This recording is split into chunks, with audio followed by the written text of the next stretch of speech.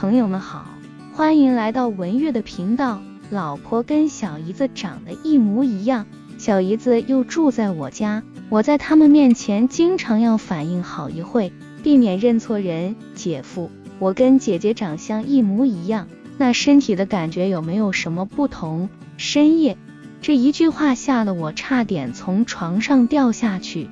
刚刚办完事，我正喘着粗气，额头上的汗瞬间变冷。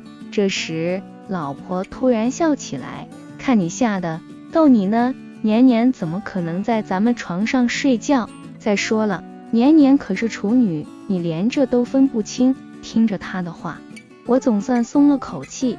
老婆，你能不能别总这么逗我，早晚被你吓出心脏病来。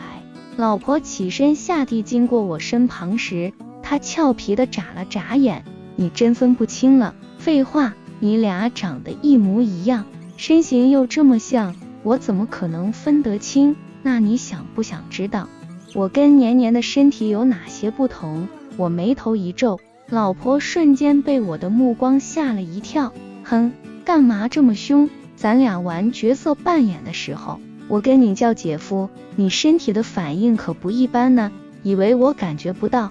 被老婆这么一说，我内心惭愧。老婆长得非常漂亮，是那种不染凡尘的仙女感，同时又有着傲人的身材，两条美腿令多少男人光是看看就彻底沉沦。要命的是，她还有个亲妹妹，虽然不是双胞胎，可却长得一模一样，是每个男人的梦想，就是这样的小仙女，又拥有着傲人的身材，她不论走到哪里都是焦点。如果穿上显身材的衣服，露着两条美腿，逛街时的回头率超过200%。姐妹花是所有男人的梦想，我已经实现了一半，那就是跟他们同住一个屋檐下。一想到年年的火爆的身材，我在老婆的求饶声中酣畅淋漓的又来了一次。老婆呢喃着，老公，我真不行了，你要不去跟年年睡吧，我都要被你弄坏了。这话一说，我直接缴械投降。或许是因为晚上次数多了，半夜想上厕所，迷迷糊糊的起来，结果抹黑刚来到厕所，就听见一阵震动的声音，看着厕所里老婆竟然在用电动玩具，我顿时就不高兴了，睡觉前还求饶呢，结果半夜在这里玩小玩具。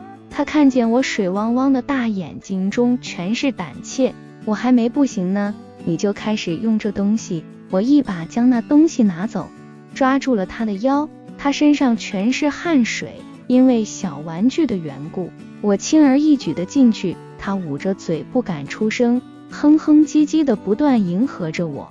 在卫生间里的感觉还真不一样，想到老婆之前说想要个孩子，我这次也就没忍着喘着粗气。结束之后，我拍了拍老婆的腰，看你还敢不敢用小玩具，你说这次能不能怀个双胞胎？姐夫，我是年年。他转过头，满眼的泪花，我吓得双腿一软，直接坐在了地上。年年，我当时迷迷糊糊从床上爬起来，根本没仔细观察老婆是不是在床上，况且老婆说年年还是处女啊，怎么会自己在这里用电动小玩具呢？我一个头两个大，年年却呢喃着，姐夫，刚才热热的，你是不是？老婆你别闹，别吓我，姐夫，真的是我是年年。说着他就哭了起来，我吓得赶紧捂住了他的嘴，看着他梨花带雨的模样，我的心彻底凉了。这都是什么事啊？跟老婆做的时候我都小心翼翼，结果阴差阳错的跟小姨子在一起，我反而全输送进去了。吃点药吧，我已经开始结巴了。这事情如果被老婆知道，老婆肯定跟我离婚。我现在努力回想着刚刚的感觉，还有她的身材，想要确定她到底是谁。姐夫，这是我不会跟我姐说的，咱们就当没发生过，行吗？年年委屈唧唧的，如果被我姐知道了，肯定要把我赶出去。行，咱谁都不说，你明天记得吃药。我再三叮嘱，年年也答应下来。说完，我就回房了。我小心翼翼地上床，但一摸旁边，却发现被子里面是空的。老婆没在房间，我瞬间头皮发麻。刚刚卫生间那个是老婆，不是年年。要真是这样，那我这干的叫什么事啊？正当我一脸懵逼的时候，老婆走进来，我吞了口唾沫，心虚地看着她，瞪个大眼睛，干嘛呀？吓死我了！老婆嘀咕着，清了清嗓子，都怪你今晚要了那么多次，我嗓子都哼唧哑了，你这大半夜的干嘛去了？我见老婆情绪没起伏，便好奇起来，喝水啊，嗓子疼，你刚刚上厕所了？我看年年刚上厕所去了，你以后起夜注意点，年年才刚18岁，你别穿个大裤衩就出去了。老婆说前半句话的时候，吓得我一身冷汗。知道了，知道了，睡吧。我擦着额头的冷汗，嘴上说着快睡，却一晚上都没敢睡觉。第二天早晨，我就早早的去上班了。午休时买了避孕药，刚一下班，我就直奔年年学校。年年今天有个考试，我准备在这边接上他。如果他没吃药，我叮嘱他快点吃了，亲眼看着他把药吃掉，我才能放心。可是到了学校门口，给年年发消息，他却没回。正当我想要给他打个电话的时候，却听见车窗被敲响。他来了。吃药了吗？他刚一上车，我就开口问，他一脸疑惑。吃药？吃什么药？我眼角抽搐，这丫头果然忘了。幸好我有准备，索性直接拿出刚买的矿泉水，还有事后药。快点吃了吧，可千万别怀了。水跟药都递到了他面前，他却皱起眉头来，说好的随缘要孩子，吃这东西干嘛呢？我愣了，老公发什么愣呢？副驾驶座位上，他一脸惊讶地看着我。今天我替年年来考试，不是告诉过你的，你拿着药给我妹妹的。老婆愤怒地瞪着我，可她眼睛刚一瞪起来，我顿时就回过神。老婆，我左思右想啊，觉得现在要孩子不合适。你说咱们工作刚刚稳定，还没做好迎接新生命的准备，况且年年还跟咱们住一起，所以我解释。老婆却皱眉盯着我，显然对我的话保持一态度。干嘛呀？你要真想生，那我无所谓，我还不是为了你着想。女人生了孩子之后，身材会变，皮肤也会变，身心俱疲，事业受影响没什么好处。我说着违心话，其实当初想要孩子的决定也是我做出来的。老婆声音一沉，你不会跟年年做过什么吧？怎么可能？我惊出一背的冷汗。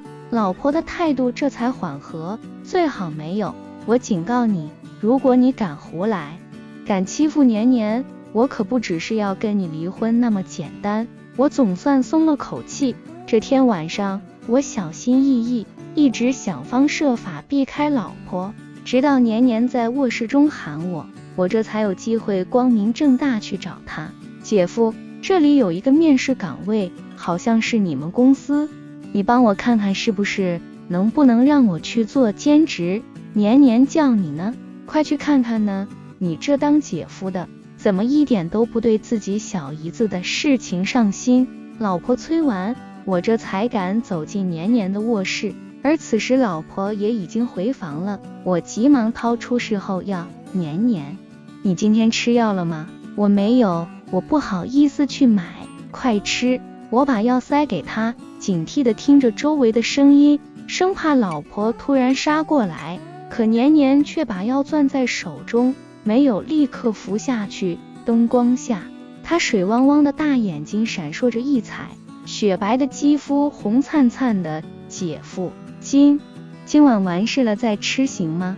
他呢喃的声音很小，可落在我耳畔就如同是惊雷。其实我昨天几乎一夜没睡，反复思考，也确定了在卫生间的确实是年年。因为身材不同，年年的身体更年轻，更有活力，也更富弹性。尤其是我2只手抓着的地方，那规模根本不是我1只手能抓住的，要比老婆整整大了1号。莫名的我对今晚有了期待，年轻咬着下唇。最后一次在我房间里，行吗？卫生间太危险了。我深深地吸了口气，血涌上头，给了他一个肯定的眼神之后，立刻回房了。平时老婆都很累，早早的就想睡，可今天就奇怪了，她辗转反侧，一会刷手机，一会打游戏，一会看书，反正就是不睡觉。我急了，眼瞅着已经快要半夜12点了，她还这么精神，等深度睡眠，我再去找年年，那不得折腾到天亮。老公，刚刚年年找你的事情怎么说？老婆见我心不在焉，忽然转身问我，我身子一紧，吓了一跳。啊，就是我们公司招聘兼职的事情，我明天去公司了，再帮他问问，明天周6你加班吗？我说错了，是周1。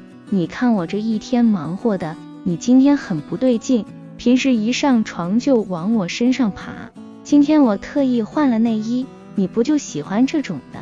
老婆说完，我这才注意到她娇白的肌肤上只有透明的黑纱，这种感觉，玲珑身材凹凸有致，她甜美的长相，配上这种极具反差的内衣，看得我内心一阵躁动。在想着夜里要去年年房间，我心里就更加激动，一没忍住就先跟老婆来了一场。老婆再一次被折腾得死去活来，她抱着我在我耳边吹气，老公，药呢？不想那么早要孩子就把药给我。药，我瞬间就软了。药我已经给年年了呀，在车里呢，明天早上吃也一样。我心虚的撒了谎。老婆吁了口气，躺在床上，因为折腾了好久，她没一会就睡过去了。夜里，我满脑子都是小姨子的身材，没有对比就没有伤害。老婆的确漂亮，身材也好，可对于男人而言都是喜新厌旧的，更何况小姨子跟老婆颜值一样，皮肤身材却更好，那种感觉妙不可言。老婆熟睡之后，我起身离开房间，为了保险起见，我先去了卫生间，把卫生间的灯打开，门锁上，造成我在里面的假象，然后进了小姨子房间，再一次反锁上了门。平时她都反锁房门的，但是今天没有，很明显这是给我留的。我刚一进来，就看见小姨子悄悄从被窝里面钻出来，见到是我，她咬着下唇，姐夫，快点！小姨子的需求要比老婆更强，互动也更快。结束之后，小姨子让我先去卫生间洗澡，免得黏糊糊的被老婆发现。我叮嘱她快点吃药，千万别怀上。这一切做得神不知鬼不觉，我内心还有着一丝窃喜。